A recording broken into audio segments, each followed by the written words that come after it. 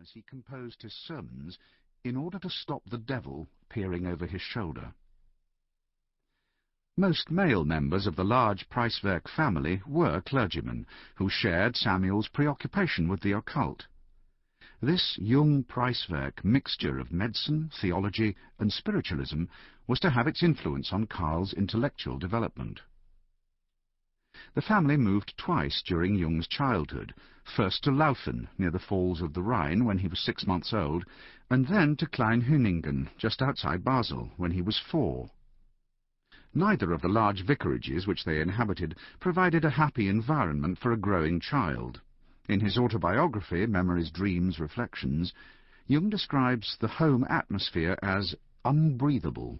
He says he was oppressed with a pervasive sense of death, melancholy, and unease, and with dim intimations of trouble between his parents. He tells us that they did not share the same bedroom, and that he, Karl, slept with his father. When he was 3, his mother had a breakdown, for which she had to spend several months in hospital, and this enforced separation, at a critical stage in his development, seems to have affected Jung for the rest of his life. Although Karl was cared for by an aunt and a maid while his mother was away, he recalled being deeply troubled by her absence. He suffered from nervous eczema and had terrifying dreams. From then on, he says, I always felt mistrustful when the word love was spoken. The feeling I associated with woman was for a long time that of innate unreliability. Jung's father was a kind, tolerant man, but his son experienced him as powerless and emotionally immature. Quite early in his ministry, Paul Jung seems to have lost his faith, but lacking any alternative source of income, felt compelled to persevere with his parish duties. The strain of keeping up the appearance of piety while lacking all religious conviction helped to turn him into a querulous hypochondriac, whom it was difficult for his wife and son to love or respect. An only child until his sister Gertrude was born in 1884, Karl was unhappy at school, feeling alienated both from his companions and from his inner self. His rather schizoid, i.e. withdrawn, aloof and self-absorbed manner made him unpopular, and the school environment was one in which he just could not flourish. A sense of personal singularity was aggravated by traumatic incidents, as when a master accused him of plagiarizing an essay which he had composed with immense care.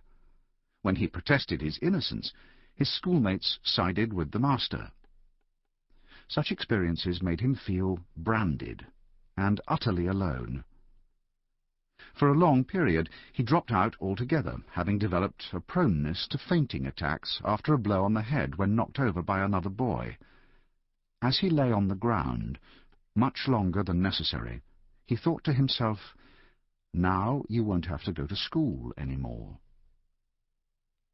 He spent as much time as he could on his own. I remained alone with my thoughts. On the whole, I liked that best. I played alone, daydreamed or strolled in the woods alone, and had a secret world of my own. This secret world compensated for his isolation. The fantasies and rituals common to childhood assumed a heightened intensity for him, and they influenced the rest of his life. For example, his adult delight in studying alone in a tower he built for himself at Bollingen on the upper lake of Zurich was anticipated by a childhood ritual in which he kept a carved mannequin in a pencil box hidden away on a beam in the vicarage attic. From time to time he visited the mannequin and presented him with scrolls written in a secret language to provide him with a library in the fastness of his attic retreat.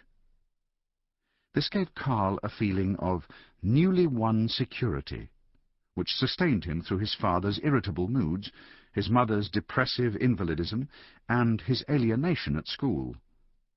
No one could discover my secret and destroy it. I felt safe, and the tormenting sense of being at odds with myself was gone. Another childhood ritual prepared him for his later insights into the importance of projection in psychology. It was an imaginative game which he played as he sat on a large stone in the garden. He would intone, "I am sitting on top of this stone, and it is underneath." Immediately the stone would reply, "I am lying here on this slope, and he is sitting on top of me." Then he would ask himself, "Am I the one who is sitting on the stone, or am I the stone on which he is sitting?" This left him with a feeling of curious and fascinating darkness. But he knew that his secret relationship with the stone held some unfathomable significance. In this game we can trace the origins of Jung's mature insight into the mysteries of alchemy, that the alchemists had projected the contents of their own psyches into the materials on which they worked in their laboratories. Jung's adult delight in solitude, his alchemical studies, and his research into the dynamics of psychic transformation were also foreshadowed in an adolescent fantasy which entertained him as he walked each day from the vicarage at Kleinhüningen to the school he attended in Basel. It was a vision of an ideal world in which everything would be better than it was.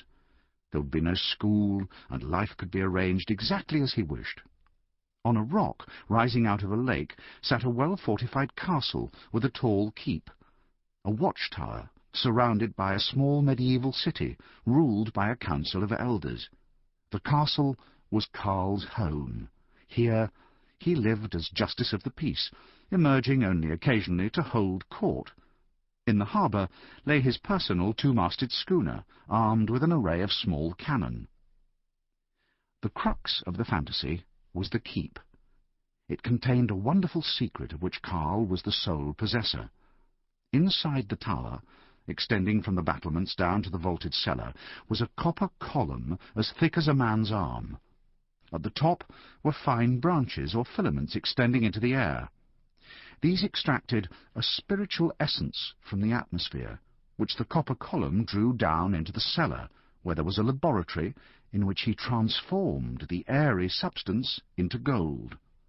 He wrote later, "This was certainly no mere conjuring trick, but a venerable and vitally important secret of nature, which had come to me I know not how, and which I had to conceal, not only from the council of elders, but, in a sense, also from myself." Within the security of his inner citadel, Karl experienced himself as made up of two separate personalities, which he referred to as number 1 and number 2, respectively.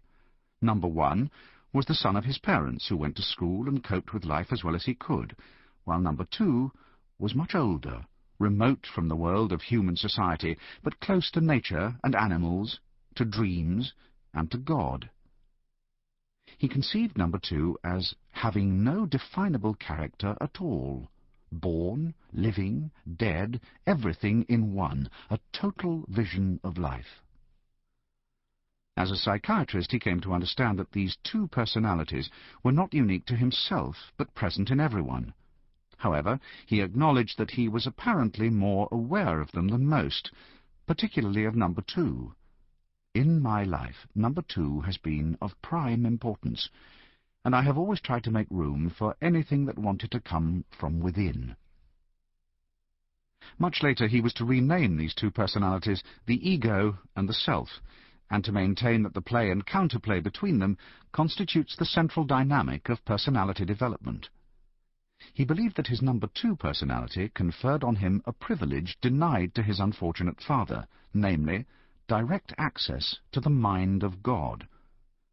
This was confirmed for him by the revelatory nature of his dreams, which contained images, such as that of an underground phallic deity which occurred when he was only 3, which he knew must derive from a source beyond himself, and by a powerful vision, which he struggled unsuccessfully to resist, of the Almighty seated on a golden throne, defecating on the roof of Basel Cathedral, which signified to him, not unreasonably, that God had scant respect for his church. Such revelations made him intolerant of his father's spiritual perplexity, and gave rise to heated discussions between them. Whenever Karl tackled him with religious questions, the pastor became irritable and defensive. "You always want to think," he complained. "One ought not to think, but believe."